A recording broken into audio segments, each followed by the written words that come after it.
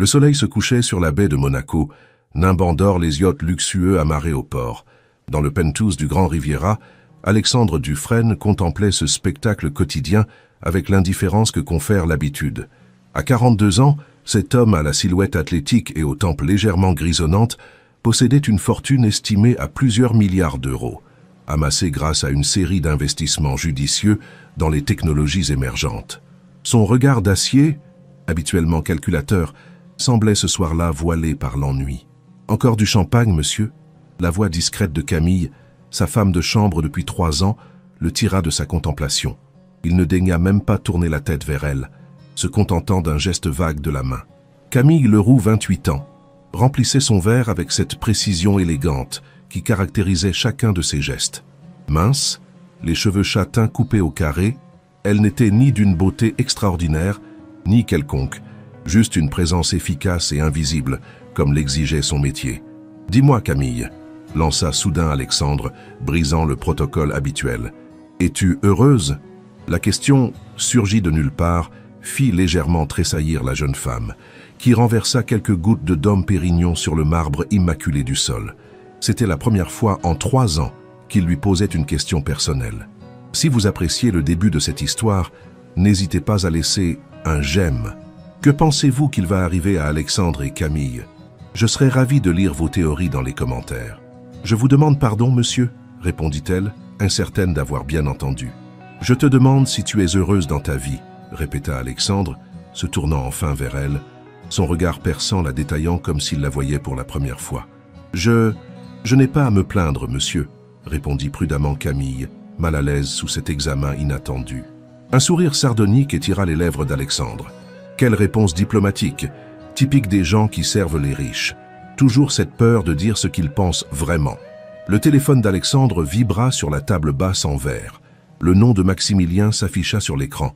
Son meilleur ami depuis Sciences Po et son éternel rival dans tout, des affaires aux conquêtes féminines. « Max, justement, je m'ennuyais à mourir », dit Alexandre en décrochant, son ton changeant immédiatement pour devenir chaleureux. Camille s'éclipsa discrètement vers la cuisine, laissant son employeur à sa conversation. Elle pouvait entendre des bribes de dialogue, des rires masculins, puis la voix d'Alexandre qui s'élevait soudain, visiblement agitée. « Tu es complètement fou, c'est absurde. Non, ce n'est pas de la lâcheté, c'est du bon sens. 10 millions? Tu perdrais de toute façon.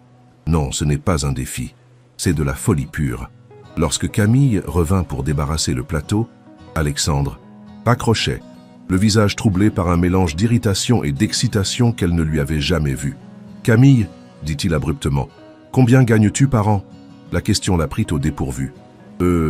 42 000 euros, monsieur. Alexandre éclata d'un rire bref. 42 000 euros. Je dépense cette somme en une soirée au casino. Il la fixa intensément. Que dirais-tu de gagner 5 millions d'euros? Elle crut avoir mal entendu. Pardon, monsieur? Tu m'as bien entendu. 5 millions d'euros. Cash. Exonéré d'impôts. À toi. Camille sentit sa gorge s'assécher. Je ne comprends pas, monsieur. Alexandre se leva, s'approchant d'elle avec la démarche assurée d'un prédateur. C'est pourtant simple. Je te propose de m'épouser. Un mariage d'1 an, pas un jour de plus. Au terme de cette année, divorce propre, et tu repars avec 5 millions. Le plateau que tenait Camille vacilla dangereusement entre ses mains. Vous plaisantez, n'est-ce pas? Ai-je l'air de plaisanter? Son ton était mortellement sérieux. Maximilien vient de me mettre au défi d'épouser la première femme qui entrerait dans cette pièce. C'était toi. Il a parié 10 millions que je n'aurais pas le cran de le faire, que je suis trop attaché à mon précieux célibat. Je déteste perdre, Camille, presque autant que je déteste m'ennuyer. Et là, pour la première fois depuis longtemps, je ne m'ennuie plus. Camille posa précautionneusement le plateau, craignant que ses jambes ne la trahissent. Pourquoi moi? Vous pourriez avoir n'importe quelle femme. Exactement. C'est ce que tout le monde attend de moi. Une actrice, un mannequin, une héritière. L'ironie d'épouser ma femme de chambre, c'est délicieusement subversif. Il sourit, révélant des dents parfaites. Et puis, tu es efficace, discrète, et tu me connais déjà. Les bases d'un mariage réussi, non? C'est de la folie, murmura Camille. Sans doute, mais c'est une folie lucrative pour toi. 5 millions, Camille. Pense à ce que tu pourrais faire avec cette somme. Camille sentit la pièce tourner légèrement autour d'elle. 5 millions d'euros. l'indépendance financière, la possibilité d'aider sa mère malade, de reprendre ses études de droit abandonnées faute de moyens, de ne plus jamais avoir à s'inquiéter pour son avenir. « Ce serait un vrai mariage ?» demanda-t-elle, sa voix à peine audible. Le regard d'Alexandre se fit calculateur. « Sur le papier, oui. En privé, nous établirons des règles claires. Je ne cherche pas une épouse au sens traditionnel, Camille. Juste quelqu'un pour remporter ce pari et peut-être divertir un peu mon entourage. Et si je refuse? Alors je perds 10 millions, tu continues à gagner 42 000 € par an et nous oublions cette conversation. » Il haussa les épaules. « Mais soyons honnêtes, tu n'as aucune raison rationnelle de refuser. » Camille ferma les yeux un instant, essayant de rassembler ses pensées.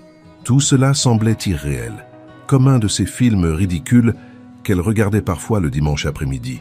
Sauf que c'était sa vie, et qu'un milliardaire excentrique lui proposait de bouleverser son existence pour un caprice. « J'ai besoin de réfléchir, » dit-elle finalement. « Tu as jusqu'à demain matin 9 h. » Alexandre retourna à sa contemplation de la baie. « Tu peux disposer maintenant. » Cette nuit-là, Camille ne dormit pas. Dans sa petite chambre de bonne, luxueuse comparée à celle de nombreux employés de maison mais minuscules à l'échelle du penthouse, elle tournait et retournait la proposition dans sa tête. Une partie d'elle-même était révoltée par l'arrogance d'Alexandre, par cette façon dont il jouait avec les vies humaines comme avec des pions sur un échiquier. Une autre partie, plus pragmatique, lui rappelait sa mère en maison de retraite médicalisée, les factures qui s'accumulaient, ses rêves mis en veilleuse. Au petit matin, épuisée mais résolue, elle frappa à la porte du bureau d'Alexandre. Il était déjà impeccablement habillé d'un costume sur mesure, travaillant sur plusieurs écrans d'ordinateur simultanément. « J'accepte », dit simplement Camille, « mais j'ai mes conditions. » Un sourire satisfait apparut sur le visage d'Alexandre. « Je t'écoute. »« 10 millions, pas 5. » Alexandre haussa un sourcil, visiblement surpris par son audace. « Intéressant. Pourquoi devrais-je doubler la mise? Parce que vous allez gagner 10 millions grâce à moi. Un partage équitable. Me semble juste. » Il la considéra avec un nouveau respect. « Quoi d'autre? Je veux un contrat légal rédigé par mon propre avocat, garantissant ce paiement quoi qu'il arrive. Accordé. Continue. Je ne serai pas un objet de divertissement.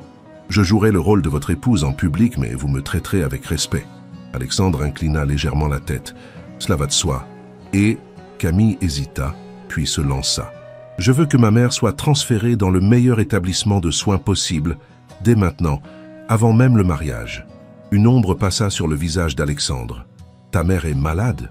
Parkinson, stade avancé.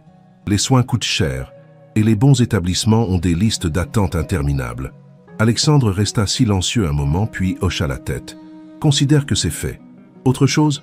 Camille prit une profonde inspiration. « Une dernière chose. À la fin de l'année, vous ne devrez pas vous opposer au divorce, sous aucun prétexte.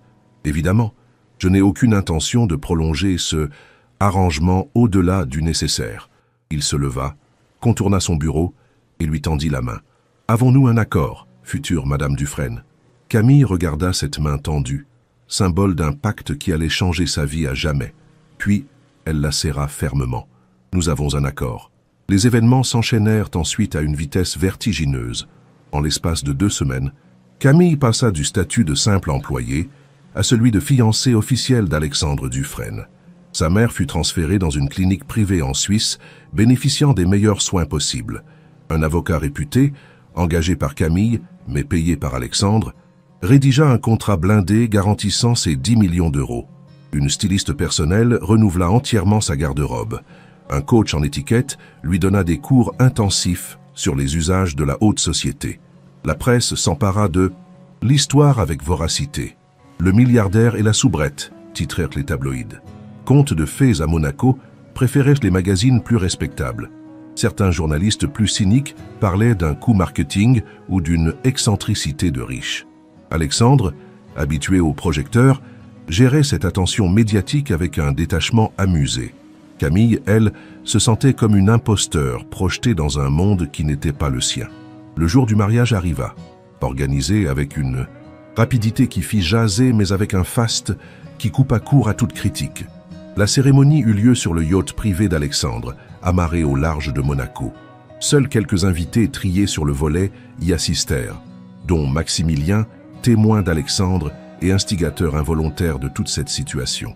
Le regard qu'il posa sur Camille mêlait curiosité et une forme de pitié qui la mit mal à l'aise. « Tu es magnifique », lui murmura-t-il pendant la réception, alors qu'Alexandre était occupé ailleurs. « J'espère que tu sais dans quoi tu t'embarques. »« Que voulez-vous dire ?» demanda Camille, soudain inquiète. Maximilien eut un sourire énigmatique. « Alexandre n'est pas un homme facile. Il a, disons, des particularités. Mais je suppose que tu les découvriras par toi-même. » Avant qu'elle puisse l'interroger davantage, Alexandre les rejoignit, passant un bras possessif autour de la taille de Camille. « J'espère que mon cher ami ne te remplit pas la tête d'histoires à mon sujet, » dit-il, d'un ton léger qui ne trompa ni Camille ni Maximilien. « Je félicitais juste ta charmante épouse, » répondit Maximilien en levant son verre de champagne. « Et je me demandais si tu avais déjà préparé les 10 millions que tu vas me devoir quand tout ceci s'effondrera. »« Toujours aussi mauvais perdant, » rétorqua Alexandre. « Tu ferais mieux de préparer les tiens. » Les deux hommes se toisèrent avec une intensité qui surprit Camille. Il n'y avait plus qu'une simple rivalité amicale entre eux, quelque chose de plus profond, de plus viscéral. La journée passa comme dans un rêve, et bientôt, Camille se retrouva seule avec Alexandre dans la suite nuptiale d'un palace monégasque. Le malaise qui l'habitait depuis le début de cette folle aventure atteignit son paroxysme. « Détends-toi, » dit Alexandre en se servant un verre de whisky. « Je ne vais pas te sauter dessus, si c'est ce qui t'inquiète. »« Je ne sais même pas quelles sont vos attentes, » admit Camille, toujours debout près de la porte comme si elle planifiait une fuite. « Mes attentes ?» Alexandre eut un rire bref. « J'attends que tu joues ton rôle en public. En privé, tu peux faire ce que bon te semble tant que cela reste discret. » Il la regarda avec une intensité nouvelle. « D'ailleurs, j'ai une question que je me pose depuis que tu as accepté ma proposition. »« Laquelle ? Pourquoi as-tu accepté vraiment ? Je comprends l'argent, bien sûr, mais il y a autre chose, n'est-ce pas ?» Camille hésita. « Ma mère, comme je vous l'ai dit, non, il y a plus que ça. » Alexandre s'approcha d'elle, s'arrêtant à quelques centimètres. « Je t'observe depuis 3 ans, Camille. Tu es intelligente, bien plus que nécessaire pour ton travail. Tu es discrète, mais pas effacée. Tu as de l'ambition, je le vois dans tes yeux. Alors qu'est-ce que tu cherches vraiment ?» La proximité d'Alexandre, son parfum subtil, son regard perçant, Camille sentit sa résolution vaciller. « Peut-être que je voulais simplement voir comment vit l'autre moitié du monde, » dit-elle finalement. « L'autre moitié ?» Il sourit. « Tu veux dire le 0,001%. Et qu'en penses-tu jusqu'à présent ? Que c'est à la fois exactement comme je l'imaginais et complètement différent. » Cette réponse sembla plaire à Alexandre. « Intéressant. Tu sais, Camille, je commence à penser que cette année pourrait être moins ennuyeuse que prévu. Est-ce un compliment ? Prends-le comme tu veux. » Il s'éloigna, lui tournant le dos. « La chambre d'amis est à ta disposition. Je prendrai la chambre principale. Nous partagerons cet appartement comme des colocataires civilisés. » Camille acquiesça soulagée et étrangement déçue à la fois. « Comme vous voulez.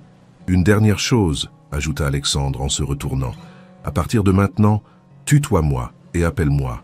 Alexandre, vous et monsieur ne conviennent plus à notre situation. »« D'accord. Alexandre. » Son prénom dans sa bouche sonnait étrangement intime, comme si elle franchissait une ligne invisible. Alexandre l'observa un moment, puis hocha la tête, satisfait.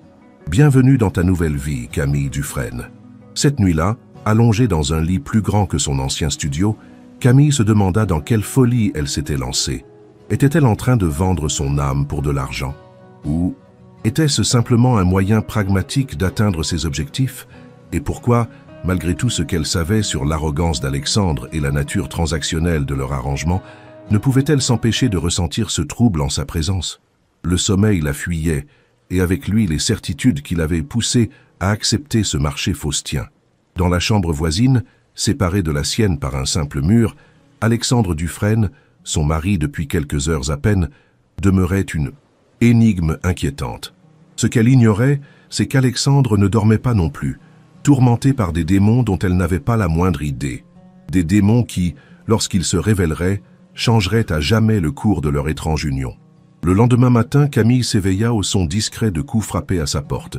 Une femme d'une 50aine d'années, à l'allure professionnelle, entra avec un plateau de petit déjeuner. « Bonjour, Madame Dufresne. Je suis Martine, la gouvernante. Monsieur m'a chargé de vous informer qu'il a dû partir tôt pour une réunion. mais qu'il vous retrouvera pour le déjeuner au restaurant de l'hôtel à 13 heures.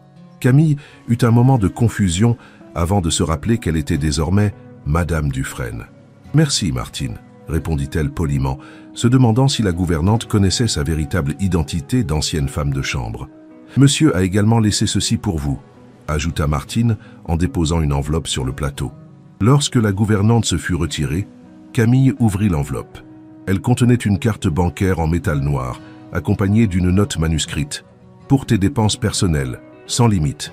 Profites-en. » Ah, Camille fixa la carte, partagée entre l'indignation d'être traitée comme une poupée qu'on achète et la fascination devant cette nouvelle réalité où l'argent semblait n'avoir aucune importance.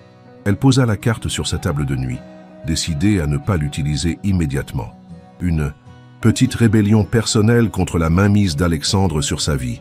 Après un petit déjeuner somptueux qu'elle mangea à peine, elle s'habilla avec les nouveaux vêtements achetés pour elle, une simple robe d'été griffée dont le prix aurait pu payer plusieurs mois de son ancien loyer. Puis elle sortit explorer l'hôtel, consciente des regards curieux qui la suivaient. La nouvelle de son mariage avec Alexandre s'était répandue comme une traînée de poudre, et elle était désormais un objet de curiosité pour le personnel comme pour les clients fortunés de l'établissement. « Madame Dufresne », l'interpella le concierge alors qu'elle traversait le hall. « Un paquet est arrivé pour vous. » Le paquet contenait un téléphone dernier cri, déjà configuré avec un nouveau numéro. À peine l'eut-elle allumé qu'un message s'afficha. « Pour que nous puissions rester en contact. Les numéros importants sont déjà enregistrés. » Ah, Camille parcourut les contacts. Alexandre, bien sûr, mais aussi Martine, la gouvernante, le chauffeur personnel d'Alexandre, son assistant, son médecin personnel et même, elle en fut surprise, Maximilien, le meilleur ami et rival de son mari. À 13 heures précises, elle se présenta au restaurant de l'hôtel, un établissement étoilé avec vue sur la mer.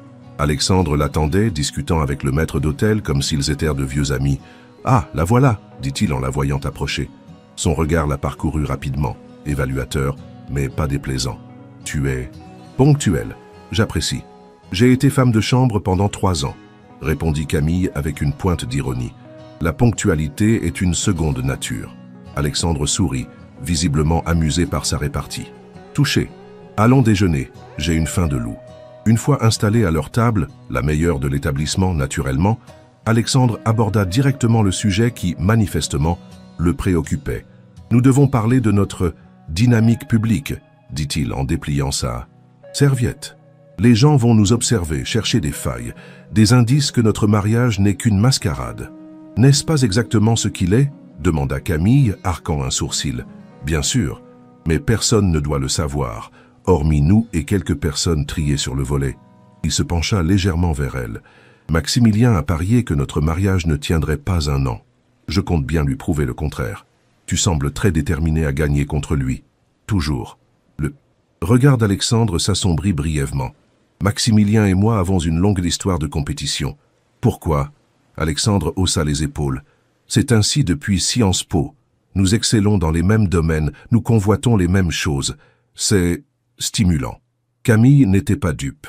Il y avait plus que de la simple rivalité entre ces 2 hommes, mais elle décida de ne pas insister pour le moment. Donc, tu veux que nous jouions les amoureux en public ? Exactement. Pas besoin d'en faire trop. Les démonstrations excessives éveilleraient les soupçons. Juste l'aisance d'un couple qui s'apprécie et se respecte. Je peux faire ça, acquiesça Camille. Mais j'ai une question. Pourquoi est-ce si important pour toi de maintenir cette illusion ? Ce n'est qu'un pari après tout. Alexandre la regarda comme si elle venait de dire quelque chose de particulièrement naïf. Camille, dans mon monde, l'apparence est tout.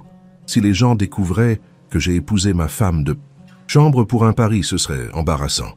Pour toi ou pour moi. Pour nous deux. Tu crois que tu apprécierais d'être connue uniquement comme la domestique qui a été achetée pour 10 millions ? Camille encaissa le coup. Je vois. Donc c'est aussi pour me protéger ? Un sourire énigmatique joua sur les lèvres d'Alexandre. Disons que nos intérêts sont alignés sur ce point. Le déjeuner se poursuivit, Alexandre lui exposant les détails pratiques de leur nouvelle vie commune. Il partagerait son penthouse à Monaco, mais aussi ses propriétés à Paris, New York et dans les Hamptons, selon un calendrier qu'il avait déjà planifié. Camille aurait accès à tous les privilèges de son statut de Madame Dufresne, mais devrait également assumer certaines responsabilités sociales. Des galas de charité principalement, expliqua Alexandre. Quelques dîners d'affaires importants. Rien de trop éprouvant. Et quand rencontrerai-je ta famille? Demanda Camille, réalisant soudain qu'aucun parent d'Alexandre n'avait assisté à leur mariage. Une ombre passa sur le visage d'Alexandre. Ma mère est décédée il y a 15 ans. Mon père vit reclus dans notre domaine familial en Bourgogne. Nous ne sommes pas proches. Je suis désolé pour ta mère, dit sincèrement Camille. C'était il y a longtemps. Son ton était définitif, coupant court à toute exploration de ce sujet. Ils terminèrent leur repas en discutant des événements à venir dans les prochaines semaines, un gala à Monaco ce week-end, puis un voyage à New York pour une série de réunions d'affaires qu'Alexandre ne pouvait reporter. « Je peux rester ici pendant que tu vas à New York », proposa Camille. « Ça te simplifierait la vie. »« Hors de question », répondit immédiatement Alexandre. « Un couple fraîchement marié qui se sépare pour un voyage d'affaires, cela éveillerait immédiatement les soupçons. Tu as vraiment pensé à tout, n'est-ce pas ? C'est ainsi que j'ai bâti ma fortune, Camille, en anticipant toutes les variables. » Alors qu'ils quittèrent le restaurant, Alexandre posa naturellement sa main dans le bas du dos de Camille, un geste intime mais respectable qui fit naître d'étranges frissons le long de sa colonne vertébrale. « Tu vois » murmura-t-il à son oreille, « ce n'est pas si difficile de jouer le jeu. » Dans le hall, ils croisèrent un couple de riches industriels qu'Alexandre semblait connaître. Les présentations furent faites, et Camille se surprit à jouer parfaitement son rôle, souriant avec une assurance qu'elle ne ressentait pas, répondant aux questions polies avec un détachement élégant qui semblait impressionner Alexandre. « Tu es doué » lui dit-il une fois seul dans l'ascenseur. « Presque trop doué. On pourrait croire que tu as fait ça toute ta vie. J'ai passé 3 ans à observer. »« Les riches et leurs manières » répondit Camille. « C'est étonnant ce qu'on peut apprendre en étant invisible. » Alexandre la considéra avec un intérêt nouveau. « Tu n'es plus invisible maintenant, Camille. Au contraire, tous les regards sont braqués sur toi. Comment te sens-tu ? » ?»« Exposée, admit-elle, mais pas aussi mal à l'aise que je l'aurais cru. Tu t'adapteras vite. Les humains sont remarquablement adaptables. » De retour dans leur suite, Alexandre annonça qu'il avait encore des appels, d'affaires à passer, et s'enferma dans son bureau improvisé. Camille se retrouva seule, contemplant sa nouvelle réalité avec un mélange d'excitation et d'appréhension. Elle décida finalement d'utiliser la carte bancaire qu'Alexandre lui avait donnée, ne serait-ce que pour tester ses limites. Elle descendit à la boutique de l'hôtel et acheta un simple foulard en soie, un achat modeste comparé à ce qu'elle aurait pu choisir, mais qui représentait tout de même presque 1 mois de son ancien salaire. « Madame Dufresne », la salua la vendeuse avec déférence. « Souhaitez-vous que nous fassions livrer votre achat à votre suite ?»« Non, merci, je vais le prendre maintenant », répondit Camille, encore peu habituée à ce nouveau traitement. De retour dans la suite, elle trouva Alexandre qui l'attendait, un verre à la main. « Première utilisation de la carte ?» demanda-t-il en remarquant le petit sac de la boutique. « Un test », admit Camille. « Un test réussi, j'espère. La transaction est passée, si c'est ce que tu demandes. » Alexandre sourit. « Tu sais, la plupart des femmes dans ta position auraient déjà dévalisé les boutiques de la Croisette. »« Je ne suis pas la plupart des femmes, » répondit simplement Camille. « Non, en effet. » Il la regarda avec une intensité troublante. « C'est précisément ce qui rend cette situation intéressante. » Un silence s'installa entre eux, chargé d'une tension indéfinissable. Puis Alexandre consulta sa montre. « Nous sommes invités à dîner ce soir. » Chez Maximilien, ironiquement. « Vraiment ? Il nous invite alors qu'il a parié contre notre mariage ? Max aime jouer sur tous les tableaux. Et puis, ajouta Alexandre avec un sourire carnassier, il veut probablement t'évaluer de plus près, comprendre pourquoi j'ai choisi précisément toi. Mais tu ne m'as pas choisi, rappela Camille. C'est le hasard qui m'a fait entrer dans cette pièce à ce moment précis. Alexandre la fixa un long moment. Peut-être, ou peut-être que le hasard n'existe pas. Sur ces paroles, énigmatiques, il se dirigea vers sa chambre pour se préparer, laissant Camille perplexe et légèrement troublée. Le dîner chez Maximilien s'avéra être une épreuve plus délicate que prévu.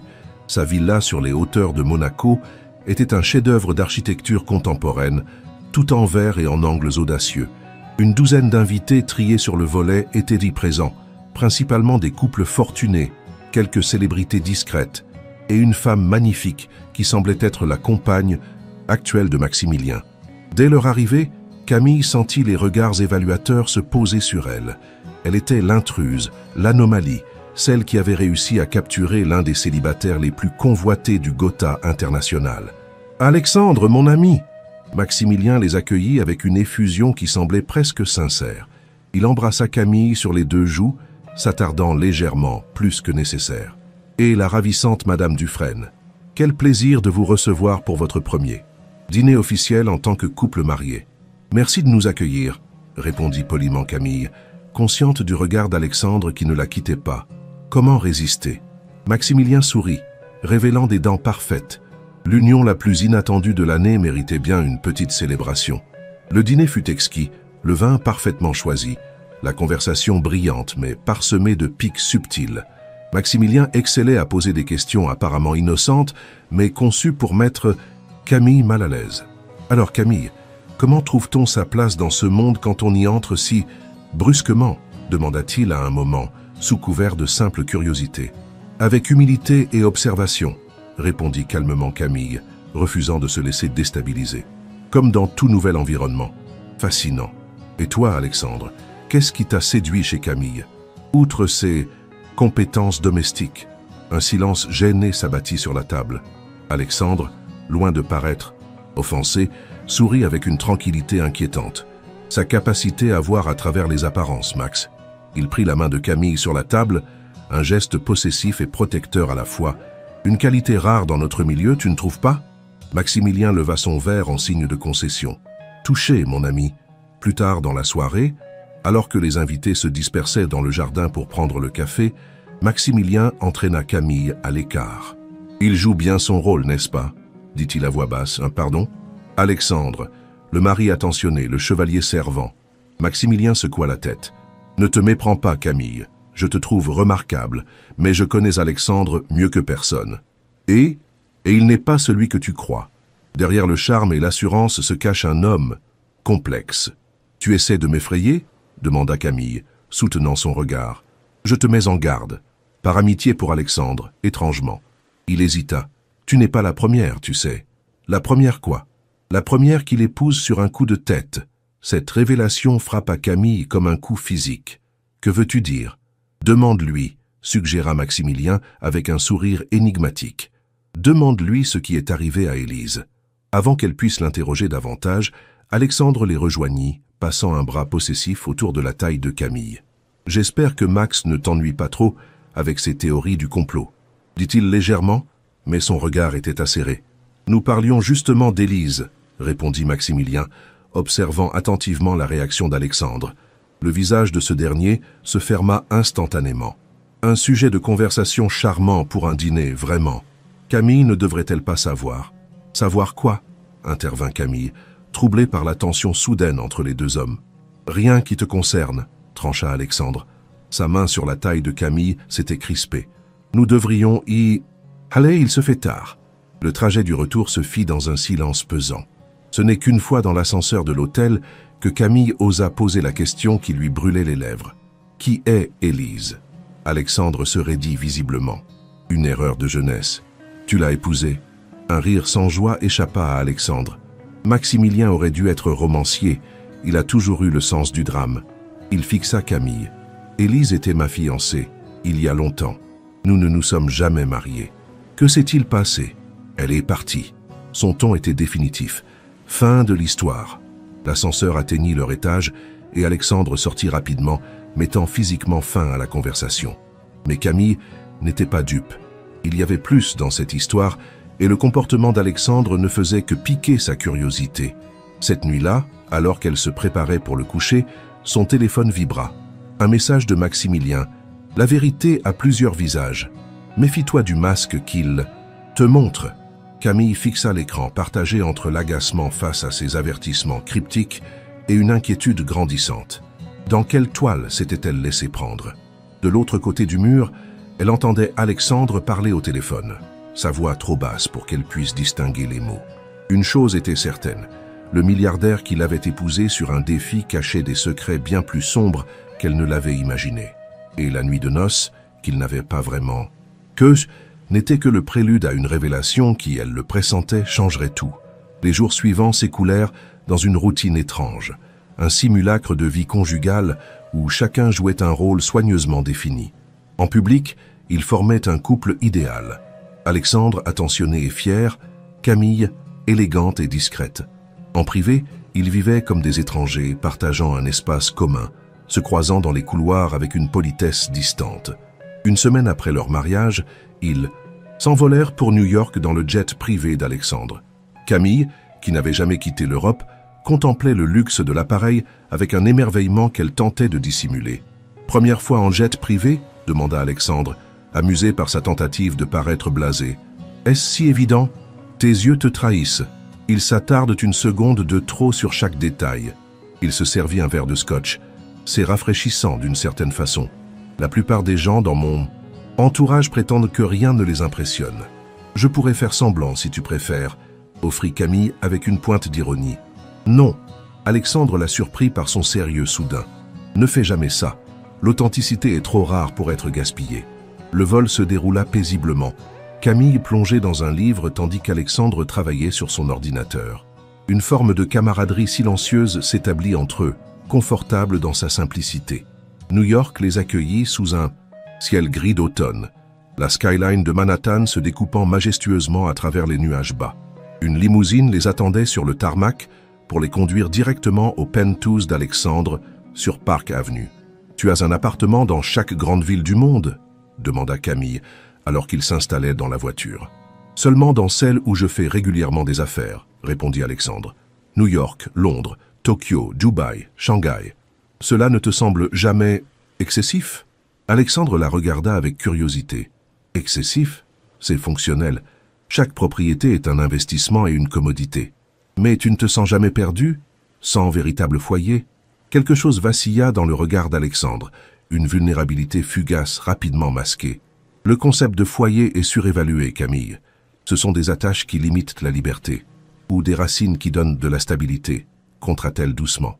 Alexandre ne répondit pas, se tournant vers la fenêtre, teinté pour observer la ville qui défilait. Camille se demanda si elle avait touché une corde sensible, une fissure dans l'armure impénétrable du milliardaire. Le penthouse de New York était différent de celui de Monaco. Plus moderne, plus minimaliste, avec des lignes épurées et une vue spectaculaire sur Central Park. Un personnel discret les accueillit, prenant en charge leurs bagages et leur proposant des rafraîchissements. « Ta chambre est au bout du couloir à droite », indiqua Alexandre. « La mienne est à l'opposé. Tu as ta propre salle de bain, ton dressing et un petit salon privé. Installe-toi, repose-toi. Nous avons un dîner ce soir avec des partenaires d'affaires. » Laissée à elle-même, Camille explora sa nouvelle demeure temporaire. Sa chambre était en réalité une suite plus grande que l'appartement entier qu'elle occupait avant de travailler pour Alexandre. Le dressing était déjà rempli de vêtements à sa taille, tous portant les étiquettes des créateurs les plus prestigieux. Sur la coiffeuse, une parure de bijoux en diamant et saphir l'attendait, accompagnée d'une simple note. « Pour ce soir. » Ah, Camille effleura les pierres précieuses du bout des doigts, se demandant combien de vies de son ancien salaire elle représentait. Cette opulence la mettait mal à l'aise, non par austérité morale, mais par son caractère impersonnel.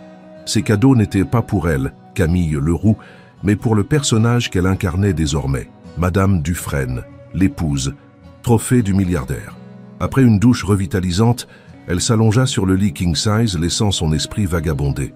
Les paroles énigmatiques de Maximilien concernant Élise la hantaient. Qui était cette femme qui avait marqué Alexandre au point que la simple mention de son nom puisse transformer son expression? Une impulsion soudaine la poussa à prendre son téléphone et à taper « Élise Alexandre Dufresne » dans le moteur de recherche. Les résultats furent étonnamment maigres pour un homme aussi médiatisé qu'Alexandre. Quelques photos floues d'un gala de charité datant de 8 ans, montrant Alexandre aux côtés d'une femme blonde élégante dont le visage était partiellement caché. Un article mondain mentionnant brièvement leur fiançailles discrète. Puis plus rien, comme si Élise avait été soigneusement effacée de l'existence publique d'Alexandre. Le mystère s'épaississait, et avec lui, la curiosité de Camille. Elle songea à interroger directement Alexandre, mais quelque chose lui disait que cette approche ne mènerait nulle part. Il lui faudrait être plus subtil. Le dîner d'affaires se déroula dans un restaurant étoilé de Manhattan, dans une salle privée aux lumières tamisées.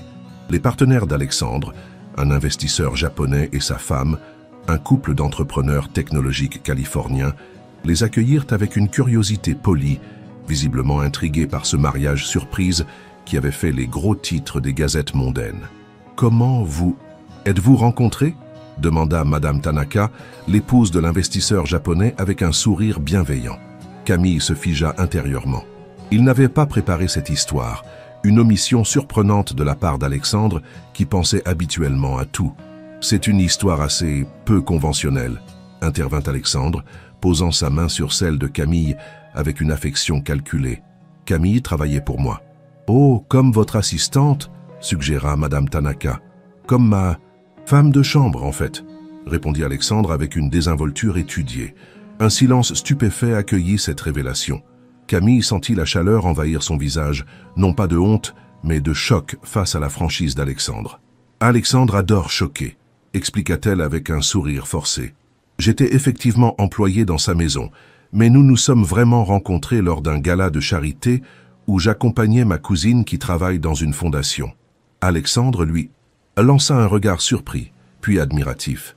Le mensonge était lisse, crédible, et préservait les apparences tout en restant proche de la vérité. « Camille m'a remis à ma place ce soir-là, » poursuivit-il, rentrant dans son jeu avec une aisance remarquable. Elle a critiqué ouvertement ma stratégie philanthropique, la qualifiant de « Comment avais-tu dit, chérie ?»« Superficielle et fiscalement motivée, je crois, » répondit Camille, avec un sourire espiègle.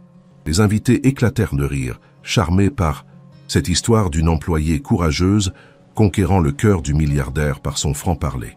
Le reste du dîner se déroula dans une atmosphère détendue, Camille et Alexandre perfectionnant leur récit improvisé avec une synchronisation étonnante, comme s'ils avaient répété cette histoire pendant des années. Sur le chemin du retour, dans la limousine qui les ramenait au penthouse, un silence confortable s'installa entre eux. « Tu as été brillante », dit finalement Alexandre. Cette histoire de gala de charité s'était inspirée. J'ai pensé que ça sonnerait mieux que la vérité. Qui est que je t'ai acheté pour un pari? Il sourit, mais son regard restait sérieux. Tu as raison, bien sûr, mais tu m'as surpris. Je m'attendais à ce que tu sois plus gauche, intimidé, déplacé, mal à l'aise, corrigea-t-il. Tu navigues dans ce monde comme si tu y étais né. Camille haussa les épaules. J'observe, j'apprends, je m'adapte. Une véritable caméléone sociale, murmura Alexandre, plus pour lui-même que pour elle. Fascinant. De retour au penthouse, alors qu'ils se dirigèrent vers leurs chambres respectives, Camille s'arrêta devant la porte d'Alexandre. « Puis-je te poser une question ?»« Tu viens de le faire, » répondit-il avec un demi-sourire. « Une autre, alors. Je t'écoute. Pourquoi as-tu révélé que j'étais ta femme de chambre? Tu aurais pu inventer n'importe quelle histoire. » Alexandre la considéra longuement avant de répondre. « Peut-être parce que je voulais voir. Comment tu réagirais? Ou peut-être, ajouta-t-il avec une lueur indéchiffrable dans le regard, parce que je savais que tu transformerais cette vérité embarrassante en quelque chose d'élégant. Tu me testais? Je t'évaluais, corrigea-t-il, et tu as dépassé mes attentes. » Sur ces mots énigmatiques, il lui souhaita bonne nuit et disparut dans sa chambre, laissant Camille perplexe face à cette nouvelle facette d'Alexandre, un homme qui semblait jouer un jeu dont elle ne comprenait pas toutes les règles. Les jours suivants à New York s'enchaînèrent dans un tourbillon d'activités. Alexandre avait des réunions d'affaires pendant la journée, tandis que Camille explorait la ville, d'abord timidement, puis avec une assurance croissante. Les soirs, ils assistaient ensemble à des dîners, des premières théâtrales, des vernissages, chaque apparition publique soigneusement chorégraphiée pour renforcer l'image du couple heureux et amoureux. À la fin de leur séjour new-yorkais, Camille réalisa avec surprise qu'elle commençait à apprécier la compagnie d'Alexandre. Sous son apparence froide et calculatrice se cachait un homme d'une intelligence acérée, avec un humour sec qui la faisait souvent rire malgré elle. Il pouvait se montrer attentif, lui expliquant patiemment les subtilités du monde des affaires qu'elle découvrait, sans jamais la traiter avec condescendance. Mais il demeurait une énigme. Parfois, au milieu d'une conversation, son regard se perdait dans le vide, comme hanté par des souvenirs qu'il refusait de partager. Il recevait régulièrement des appels téléphoniques qu'il prenait en privé, s'enfermant dans son bureau pendant de longues minutes. Et surtout, il maintenait cette distance physique et émotionnelle qui rappelait constamment à Camille la nature transactionnelle de leur relation. Le dernier soir à New York, alors qu'ils préparaient leurs bagages pour rentrer à Monaco, Camille reçut un appel de la clinique suisse où sa mère était soignée. « Madame Dufresne ?» La voix au bout du fil était professionnelle mais chaleureuse. « Je suis le docteur Keller, neurologue en charge de votre mère. »« Comment va-t-elle » demanda immédiatement Camille, s'asseyant sur le bord de son lit. « Remarquablement bien, compte tenu des circonstances. Le nouveau traitement expérimental semble prometteur. Nous observons une amélioration de sa motricité fine et une stabilisation des tremblements. » Camille ferma les yeux, submergée par le soulagement. « C'est une excellente nouvelle. Votre mari a insisté pour qu'elle reçoive ce traitement dès son arrivée, bien qu'il soit normalement réservé aux patients participant à l'essai clinique depuis plusieurs mois. »« Mon mari ?» Camille fut surprise qu'Alexandre se soit personnellement impliqué. « Oui, monsieur Dufresne a été très persuasif. » Le médecin eut un petit rire. « Il a également fait un don conséquent à notre département de recherche. Votre mère est entre de bonnes mains, madame Dufresne. Nous vous enverrons des rapports hebdomadaires sur son évolution. » Après avoir raccroché, Camille resta immobile, digérant cette information inattendue. Alexandre avait fait plus que simplement payer pour les soins de sa mère. Il s'était assuré qu'elle reçoive le meilleur traitement possible, allant jusqu'à faire un don pour faciliter son admission dans un protocole expérimental. Pourquoi se donner tant de mal? Leur accord stipulait que sa mère serait soignée dans un bon établissement, rien de plus. Ce geste dépassait largement les termes de leur contrat.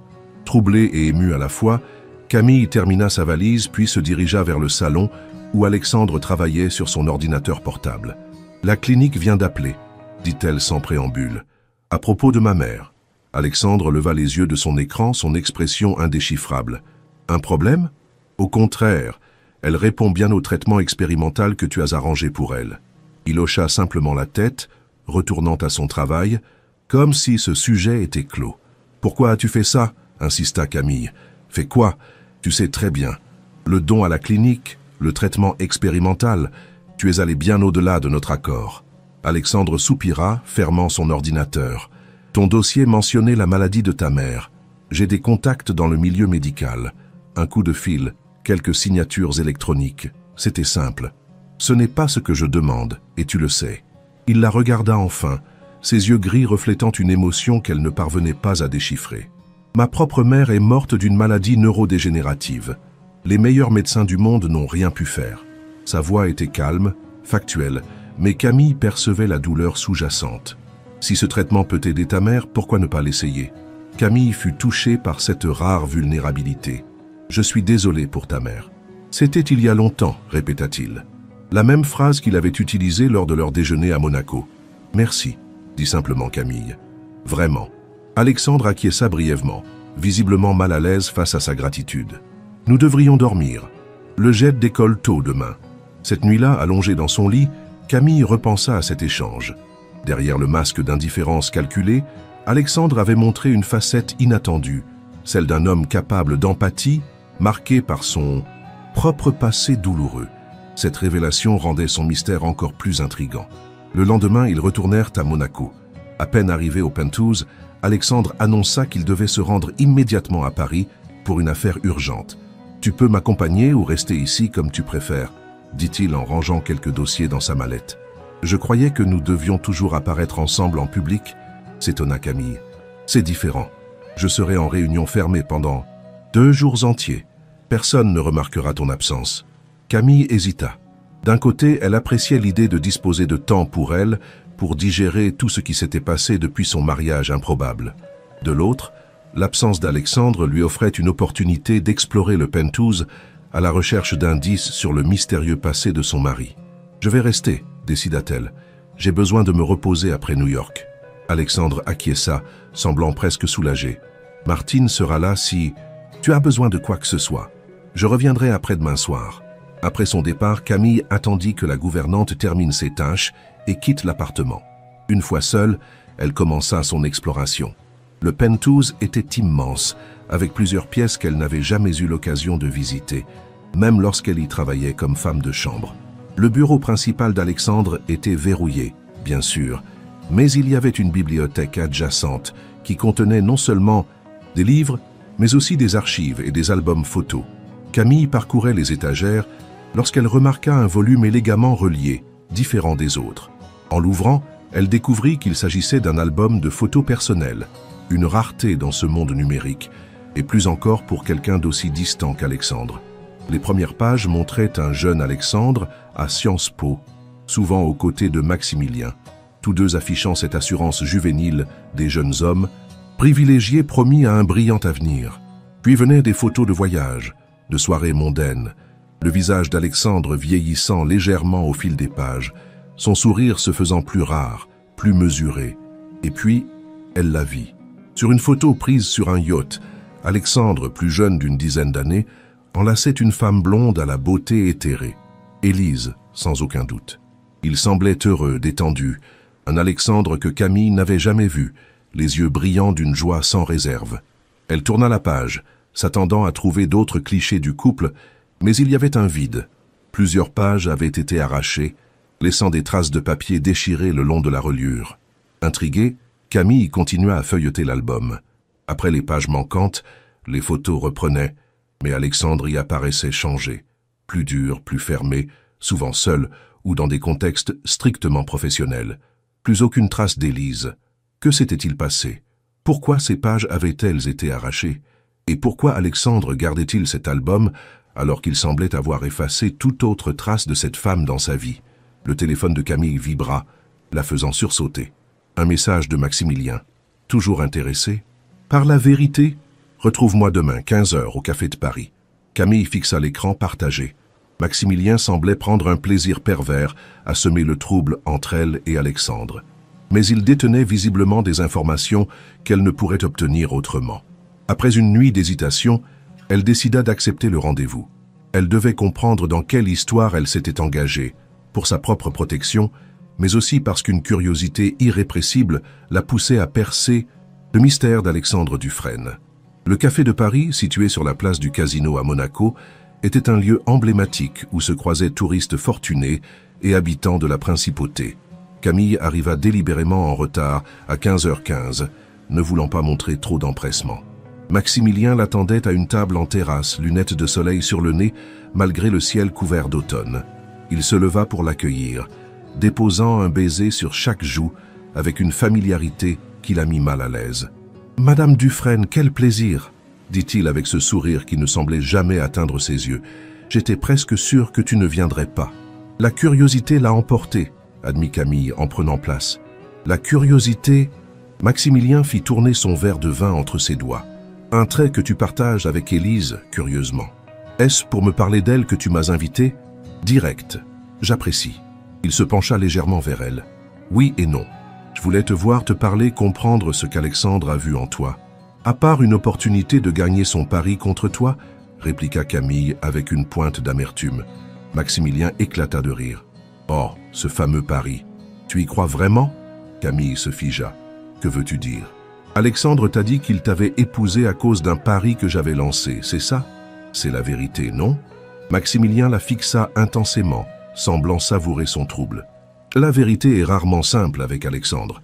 Disons simplement que ce pari arrangeait bien ses affaires. « Explique-toi », exigea Camille, sentant son cœur s'accélérer. Tout en temps voulu. Il fit signe au serveur. « Que prends-tu »« Rien. Je veux des réponses, Maximilien. Et tu les auras. Mais d'abord parlons d'Élise. » Camille se résigna, comprenant qu'elle devrait jouer selon ses règles pour obtenir les informations qu'elle cherchait. « D'accord. Qui était Élise ?»« L'amour de la vie. »« D'Alexandre, » répondit Maximilien sans hésitation. Ils se sont rencontrés à Gstad, pendant des vacances de ski. Elle était instructrice, fille d'un hôtelier local. Belle, naturelle, authentique. Tout ce qu'Alexandre n'avait jamais connu dans son monde d'apparences et de calculs. Ils étaient fiancés ? Oui, pendant près d'1 an. Alexandre était transformé, plus heureux que je ne l'avais jamais vu. Il parlait de quitter les affaires, de vivre une vie plus simple. Maximilien eut un sourire, nostalgique. C'était à la fois touchant et profondément irritant, pour être honnête. Que s'est-il passé ? Le visage de Maximilien s'assombrit. Un accident, la veille de leur mariage. Camille sentit un frisson la parcourir. Quel genre d'accident ? Le genre qui change une vie à jamais. Maximilien but une gorgée de vin, prenant son temps. Ils étaient sur le yacht d'Alexandre pour une fête prénuptiale. Il y a eu une tempête soudaine. Élise est tombée à l'eau. Quand ils l'ont retrouvée, il était trop tard. « Mon Dieu !» murmura Camille, horrifiée. « Elle est morte ?» Maximilien la fixa intensément. « C'est ce que tout le monde croit. Que veux-tu dire ?» Alexandre a déployé des moyens considérables pour étouffer l'affaire. Les invités ont signé des accords de confidentialité. La presse a reçu une version édulcorée de l'histoire. Un simple accident. Une tragédie malheureuse. Tu insinues quoi, exactement? Je n'insinue rien. Maximilien haussa les épaules. Je te raconte simplement ce que je sais et ce que je ne sais pas. Personne n'a vu le corps d'Élise. Les recherches ont été étrangement limitées. Et Alexandre, il secoua la tête. Alexandre a changé du jour au lendemain. Plus froid, plus calculateur, comme si une partie de lui était morte avec elle. Camille tentait d'assimiler ces révélations troublantes. Si tu es vraiment son ami, pourquoi me raconter tout ça? Parce que tu es en danger, Camille. En danger? De quoi? De subir le même sort. Il se pencha encore plus près, baissant la voix. Tu n'es pas la première, tu sais. Après Élise, il y a eu d'autres femmes. Jamais de mariage, mais des fiançailles, des relations sérieuses. Toutes ont disparu de sa vie aussi soudainement qu'elles y étaient entrées.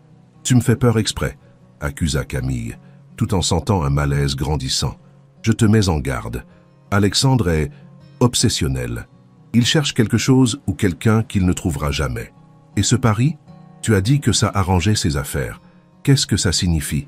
Maximilien sourit, comme satisfait d'avoir capté toute son attention. Alexandre devait se marier avant la fin de l'année. Pourquoi? Son père. Le vieux Dufresne est mourant, atteint d'un cancer en phase terminale, et il a modifié son testament. Maximilien semblait prendre un plaisir pervers à révéler ces informations. Alexandre doit être marié avant la mort de son père pour hériter de la totalité de la fortune familiale, plusieurs milliards, qui échapperaient autrement à son contrôle. Camille sentit son monde vaciller. « Tu mens. Pourquoi mentirais-je?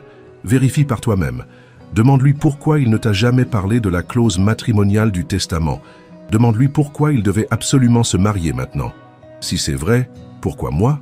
Il aurait pu épouser n'importe quelle femme de la haute société. Ah, voilà la vraie question. » Maximilien sourit. Peut-être parce qu'il te contrôle. Peut-être parce que, contrairement à une femme de son milieu, tu n'as pas de connexion, pas d'influence. Tu es jetable.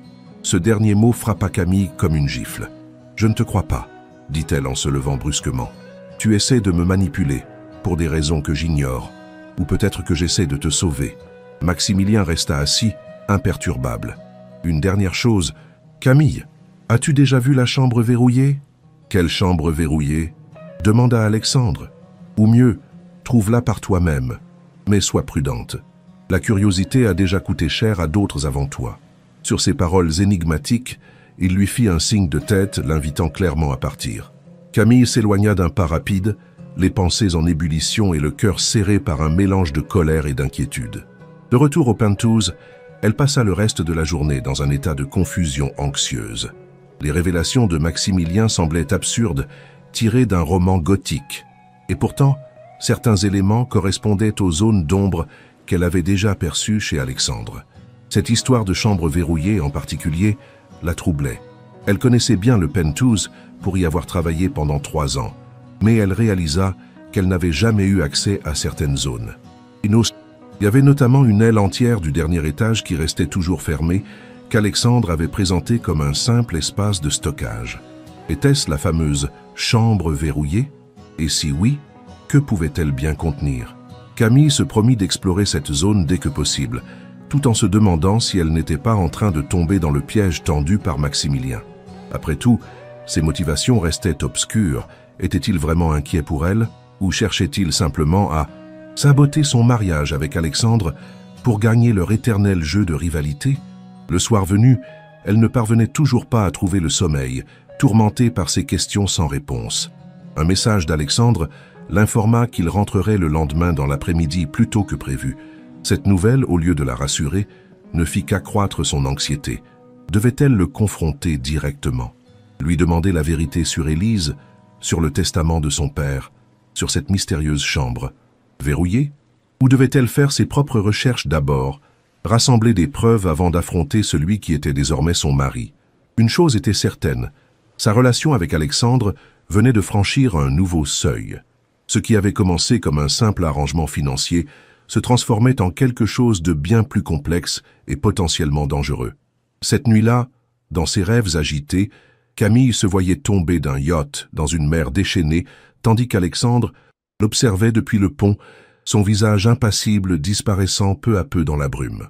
Le lendemain matin, Camille se réveilla avec une résolution nouvelle. Avant le retour d'Alexandre, elle devait trouver cette chambre verrouillée et découvrir ce qu'elle contenait. C'était peut-être sa seule chance d'entrevoir la vérité derrière le masque de son énigmatique époux.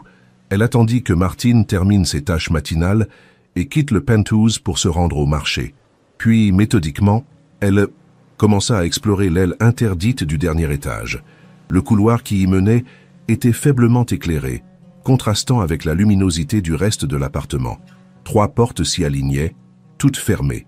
Camille essaya la première, une simple salle de sport inutilisée. La deuxième révéla une pièce remplie de cartons et de meubles sous des housses, confirmant l'explication d'Alexandre sur cet espace de stockage. La troisième porte, au bout du couloir, était différente, plus massive, dotée d'une serrure électronique nécessitant un code. Camille resta immobile devant elle, le cœur battant. C'était forcément la chambre dont parlait Maximilien. Sans code, elle ne pouvait l'ouvrir. Mais cette découverte confirmait au moins une partie des affirmations de Maximilien. Il y avait bien une pièce spécifiquement verrouillée dans le penthouse, une pièce dont Alexandre ne lui avait jamais parlé. Alors qu'elle s'apprêtait à rebrousser chemin, Camille remarqua quelque chose d'étrange. La gaine d'aération au-dessus de la porte semblait avoir été manipulée récemment. Les vis étaient légèrement desserrées, comme si quelqu'un l'avait ouverte puis refermée à la hâte. Poussée par une curiosité irrésistible, Camille chercha un escabeau dans la pièce de stockage voisine. Elle parvint à dévisser la grille d'aération et découvrit, stupéfaite, qu'elle pouvait voir l'intérieur de la pièce mystérieuse à travers le conduit. Ce qu'elle vit la laissa sans voix. La pièce était aménagée comme une chambre à coucher, mais figée dans le temps, comme un musée ou un sanctuaire. Les meubles élégants, le lit à baldaquin, les rideaux de soie, tout évoquait un luxe délicat, féminin. Sur les murs, des photos encadrées montraient Élise, tantôt seule, tantôt avec Alexandre, leur visage rayonnant de bonheur. Sur la coiffeuse, des flacons de parfum, des bijoux, une brosse à cheveux avec quelques fils blonds encore pris dans les poils, comme si leur propriétaire venait juste de sortir et comptait revenir d'un instant à l'autre. Mais le plus troublant était le journal intime posé sur la table de chevet, ouvert à une page précise comme un objet de méditation quotidienne. Camille ne pouvait lire les mots de sa position, mais elle distinguait clairement la date inscrite en haut de la page. La veille du mariage prévu d'Élise et Alexandre, le jour de sa disparition. Un bruit soudain la fit sursauter. La porte d'entrée du penthouse qui s'ouvrait, puis la voix d'Alexandre appelant Martine. Il était rentré plus tôt que prévu. Dans sa précipitation, Camille faillit tomber de l'escabeau. Elle remit la grille d'aération en place tant bien que mal, rangea l'escabeau et tenta de reprendre contenance, le cœur battant à tout rompre. « Camille ?» La voix d'Alexandre se rapprochait. « Tu es là ?» Elle sortit rapidement dans le couloir principal, s'efforçant d'adopter une expression neutre. « Je suis là. Je visitais un peu.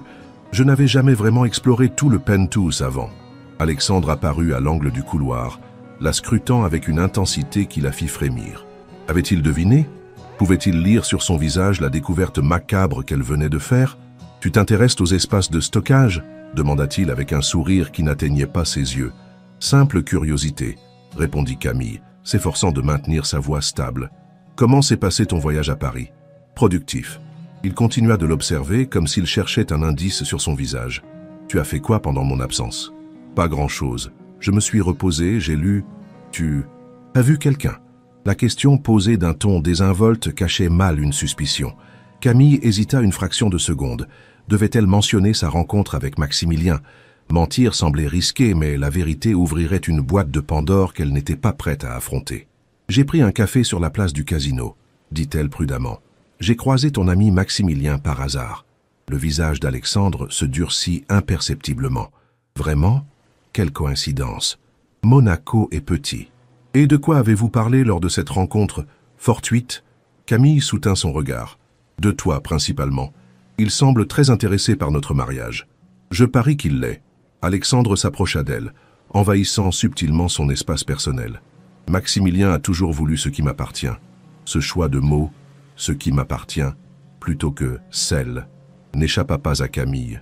Elle était un objet, une possession dans l'esprit d'Alexandre. Méfie-toi de lui, Camille. Poursuivit Alexandre, sa voix soudain plus douce, presque intime. Maximilien est un manipulateur né. Il ment aussi naturellement qu'il respire. Pourquoi mentirait-il? Pour semer la discorde, pour te retourner contre moi, pour gagner, comme toujours. Alexandre effleura sa joue du bout des doigts, un geste tendre qui contrastait avec la dureté de son regard.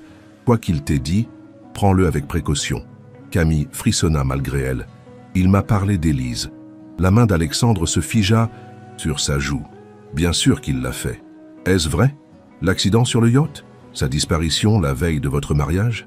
Alexandre laissa retomber sa main, son visage redevenant un masque impénétrable. Oui, mais je doute que la version de Maximilien soit exacte. Alors raconte-moi ta version. Un silence s'installa, lourd de non-dits. Pas maintenant, dit finalement Alexandre. Ce n'est ni le moment ni l'endroit. Quand, alors, tu gardes une chambre sanctuaire dédiée à ton ex-fiancé? Disparu.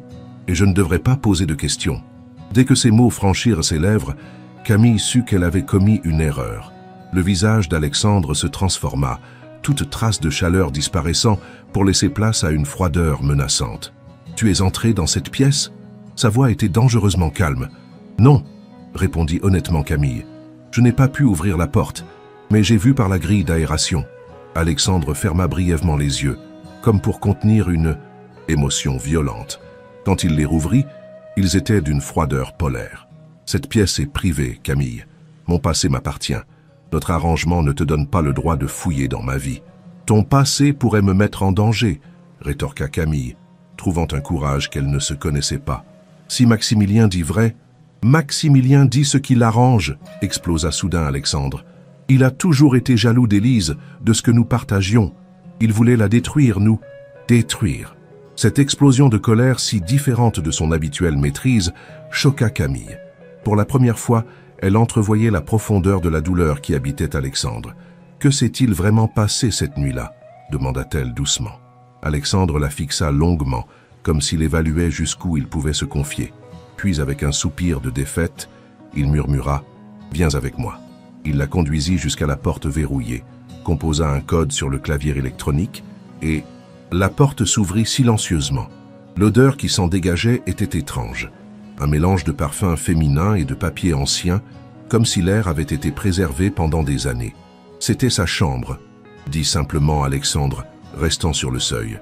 Je l'ai gardée exactement comme elle l'a laissée ce dernier matin. Camille entra lentement, ressentant l'étrange impression de violer un lieu sacré. De près, les détails qu'elle avait aperçus à travers la grille d'aération étaient encore plus troublants. Cette chambre n'était pas seulement un souvenir, c'était une obsession préservée comme un insecte dans l'ambre. « Pourquoi » demanda-t-elle à voix basse. « Parce que je n'ai jamais su avec certitude ce qui lui est arrivé » répondit Alexandre, la voix soudain vulnérable. Son corps n'a jamais été retrouvé. Les recherches ont été abandonnées trop vite, selon moi. J'ai engagé des détectives privés pendant des années, sans résultat. Tu penses qu'elle pourrait être vivante? Un éclair de douleur traversa le regard d'Alexandre. Non, pas après tout ce temps. Mais je ne peux pas. Je n'arrive pas à tourner la page sans savoir. Camille s'approcha du journal intime ouvert sur la table de chevet. Et ça, tu le lis souvent?